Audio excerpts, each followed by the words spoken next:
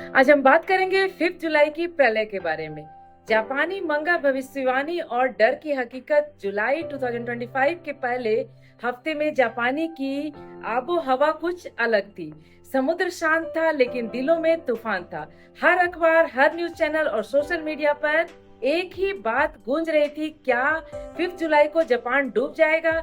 यह डर पैदा हुआ एक पुरानी मंगा जापानी कॉमिक की वजह से, जिसे अब दुनिया भविष्य की किताब मानने लगी है। रियो तत्सुकी एक जापानी मंगा आर्टिस्ट, जिन्हें अब लोग जापानी बाबा वेंगा कहकर पुकारते हैं, उन्होंने 1999 में एक graphic novel the future I saw में कई भविष्यवाणियां की थी, जिनमें से कई पहले ही सच साबित हो चुकी थी।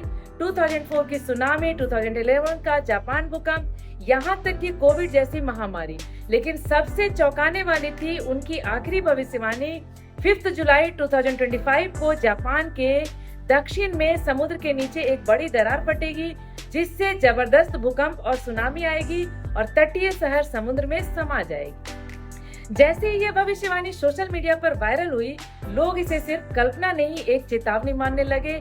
डर और आशंका को और बल तब मिला जब तोकारा द्वीप समूह, क्यूशु और लोकिनावा क्षेत्रों में लगातार 300 से ज्यादा भूकंप झटके और ज्वालामुखी गतिविधियां दर्ज की गई। जापान मौसम विज्ञान एजेंसी JMA ने बताया, स्वाभाविक टेक्टोनिक मूवमेंट का हिस्सा है, लेकिन जनता का डर कम नहीं हुआ। इन घटनाओं ने रियो तत्सुकी की भविष्यवाणी को और भी विश्वसनीय बना दिया और फिर शुरू हुआ जापान में मानसिक हलचल और अंतर्राष्ट्रीय स्तर पर भ्रम का दौरा।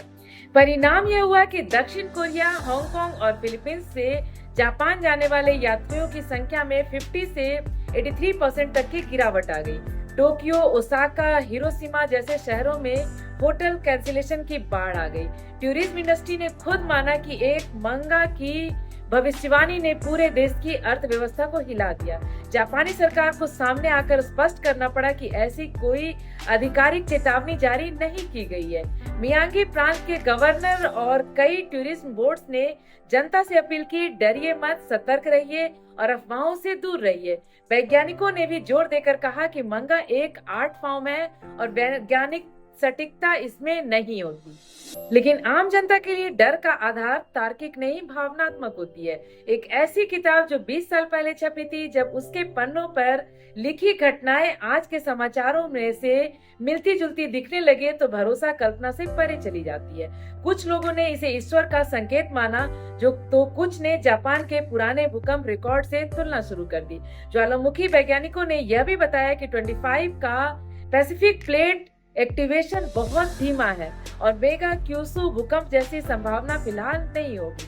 लेकिन सोशल मीडिया, टिकटॉक, यूट्यूब जैसे प्लेटफॉर्म पर लगातार ट्रेंड बन गई है। यह पूरी कहानी दिखाती है कि जब कल्पना और सच्चाई की रेखा धुंधली हो जाती है, तो डर और उम्मीद के बीच फंसी इंसानियत खुद को असहाय महसूस करती है।